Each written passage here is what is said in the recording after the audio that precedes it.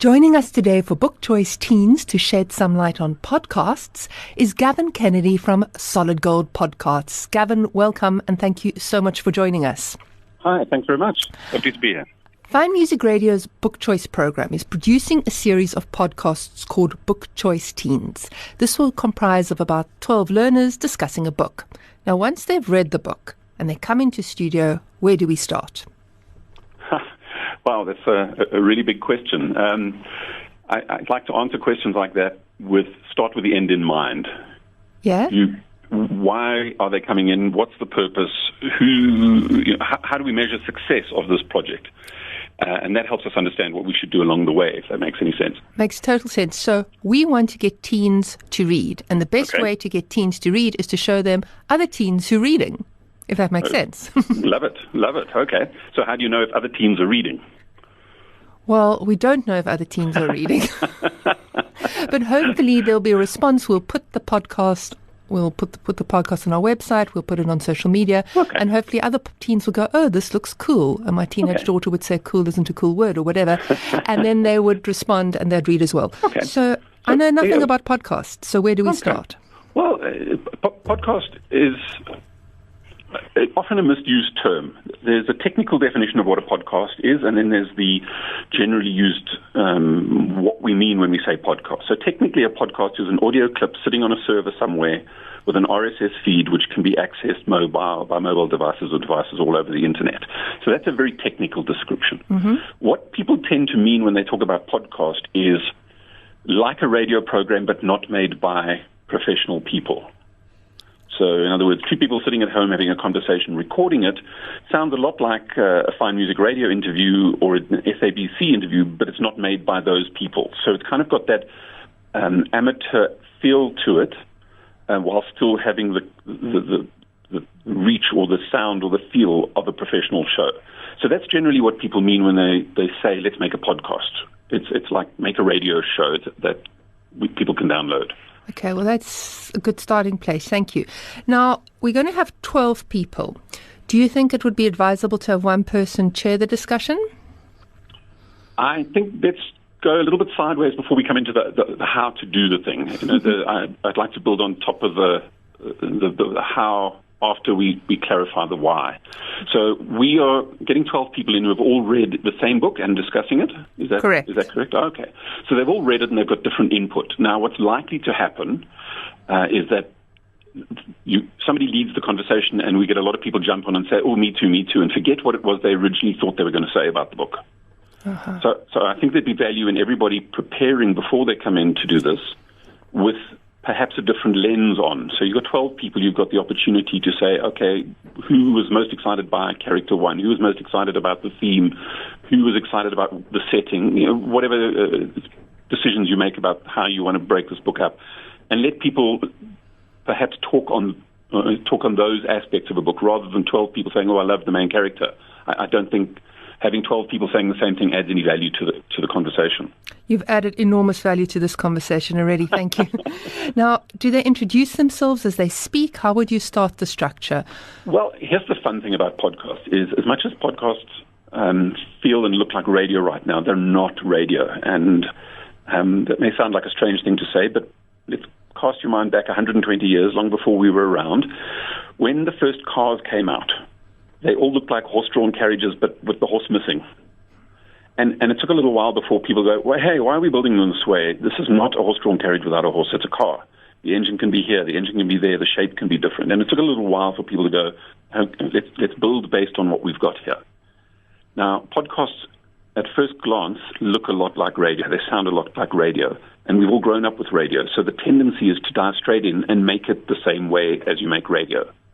But it's not radio. So at FMR, you may think that the content of the station is what the radio station's about, but it's not really. The content is the stuff that fills the spaces between the adverts, which is the main driver of what their business really is, in analytical terms. Okay, yeah. Perhaps that's more appropriate for a commercial station. I was about to say, we are community and we are passionate about the Beethoven and Bach and all those lovely people. Okay, so cancel that bit. Let me put it another way. So 5FM that you think that you're listening to DJs playing music and sharing news, but actually those are the gaps between the real business, which is the adverts every 15 minutes. Prime Media, it was to sell prospects to advertisers. So I Correct. completely know what you're saying. Correct. So let me follow that through. So the tendency is when we go, we're going to make a podcast, we need to make it 30 minutes long. Why? Where's the 30 minutes come from? Well, we grew up with radio that's 30 minutes. Why is radio 30 minutes? Because we sell ads every 10 or 15 minutes. So there's this inertia and habit that's been brought forward. Podcasting is not that. Also, we kind of think of programming as, well, we must come out on a Tuesday morning or weekly. Podcasting is also not like that. Podcasting is a lot more like Game of Thrones comes out, and a whole series comes out and it drops and you binge watch. So you don't have to make an episode a week. You don't have to make an episode that comes out Tuesday morning. And it doesn't have to be 30 minutes long. Wouldn't it be glorious? Sorry, I'm interrupting you, which one shouldn't do. But wouldn't it be glorious if they started binge listening to our podcast? It absolutely is how people listen to podcasts. It absolutely is. The majority of people find a podcast they like, listen to it, and then dive in and listen to a whole bunch of it for a while. And then stay in touch with it and get regular updates. And by regular updates, I mean when the person who makes the podcast has something to say, they release content. You don't just release content because it's Tuesday, and that, remember, is motivated by, we've got a sponsor who's sponsoring that show, therefore we have to have a show because somebody's paying for it. So that's what I mean when I say podcasting is not radio. So that opens up some doors which are new. Your show doesn't have to be a set format. It doesn't have to be a set length. It doesn't have to be like something you've heard before. And I like to say that form follows function. What are we trying to do with this episode? And what's the best way to do that? So we're trying to get 12 kids to share their excitement about a book. What's the best way to do that? For them to read the book, for them to read their favorite chapter, their favorite bit, some people to give feedback, some people to talk about how they identify with that in their own lives. Oh, I had something similar. All those possibilities are open, and each episode can be different based on the book you've read and how it inspires you to talk about it. I'm hearing a lot of pre-production, which I like. So you're not just going to come in and start screaming at each other and talking over each other about the book. Absolutely you're going to actually prepare for the podcast. Absolutely. Podcasting is very much an intentional environment. You don't accidentally listen to a podcast. You might accidentally listen to a radio show when you walk into a supermarket, or you might get in a car and turn on the radio and hear something accidentally. Podcasts are not that. There's incredible intent. There's intent to search it, select it, download it, play it. Or somebody sends you an email saying, here, listen to this podcast. There's intention always. So you've got to believe that the person who's listening to it is there by choice and intent. Now, what is it that they wanted to hear? What is it that drew them there? Give them that. Excellent. Music? Can we add music? I suppose, why not?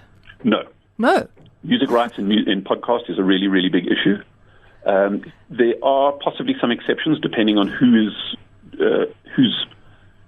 control the podcast is under. In other words, you are a community station, you're licensed, you've got your SAMRO licensing, but you'll find that your SAMRO license likely doesn't extend to internet usage other than the live stream. Okay, So there's some dangerous issues there. You would have to use Creative Commons music.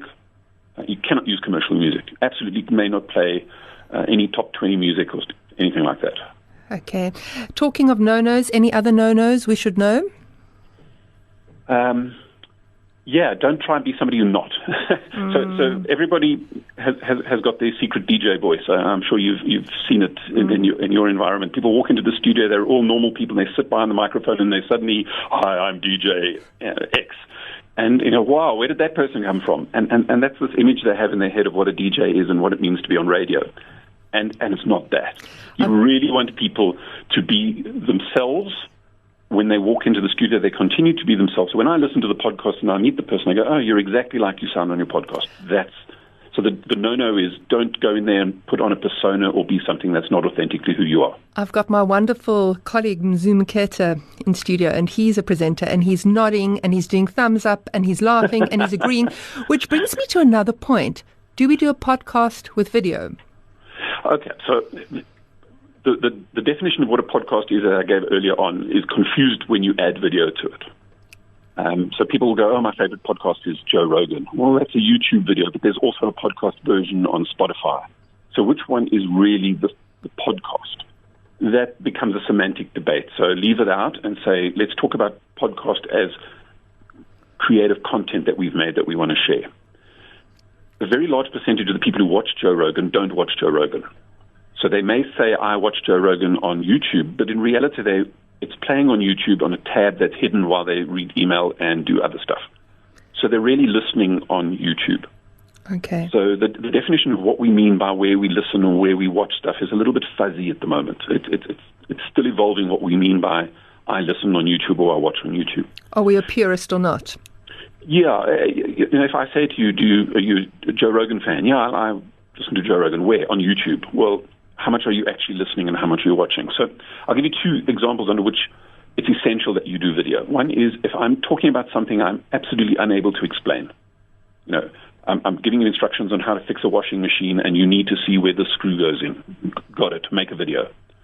Or if you're Oprah and you're going to make somebody cry and you want to zoom in slowly on the tear on the corner of their eye, then that emotion can be conveyed beautifully with video. Other than that, this is about theater of the mind. As is radio. You're reading a book with your ears. Fabulous. And one last question. Any other podcast people we should listen to? Is that the right term? Podcast people. Podcasters. People. So I think the word podcast is a little overused at the moment, and I think we're going to get podcast fatigue. What you're doing might be using a podcast as a way of doing something, but what you're doing is what you're really doing. And that sounds a little convoluted, but I don't say to you, head off down to the shop and get a newspaper called the Sunday Times. I just say to you, go down to the shop and get the Sunday Times. Mm-hmm. So I think we're still in that stage. It's a nascent technology where people are using the word podcast before they say the description. So I think for a little while we might say, go to Spotify and look up Fine Music Radio's podcast called the Book Choice Program, or sorry, what's the Book Choice Team. Yeah. Which will be part of Book Choice. We're going to upload it on FMR's website under Book Choice. Perfect. But I think a year from now, we should just say, go to Spotify and look up Book Choice Team. I don't need to say, go and look up a podcast called Book Choice Team. It's the content of what you're doing in that program that is the most valuable thing. It's that you're doing. If something else, new technology comes along that makes it easier for you to share the audio content in another format, you're going to do that. Podcast is the media. It's not the message. Your message has been spot on. You really are solid gold. And I'm not saying that to be glib or find some fabulous ending to this conversation, but it has been so enlightening listening to you talk. Thank you so much, Gavin. Only a pleasure. And I'm sure we'll be back with more questions. Anytime. Nice to speak to you. And guys, what they say, every leader is a reader. And not every reader is a leader, but every leader is a reader. It's absolutely true. If you want to expand your vision and your knowledge of the world, the more you read, the more that happens. So the sooner you start and fall in love with the books, awesome. The world just opens up for you.